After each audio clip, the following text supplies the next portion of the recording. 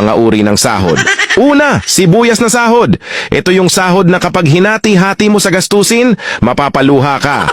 Pangalawa, pampapayat na sahod. Ito yung sahod na habang tumatagal, pakonti ng pakonti, ang natitirang pangkain mo.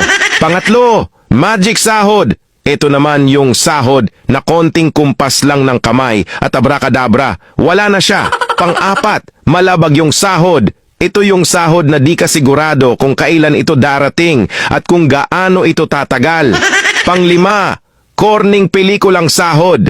Ito naman yung sahod na tinatawanan mo na lang para di ka mabwisit. Pang-anim, konserbatibong sahod.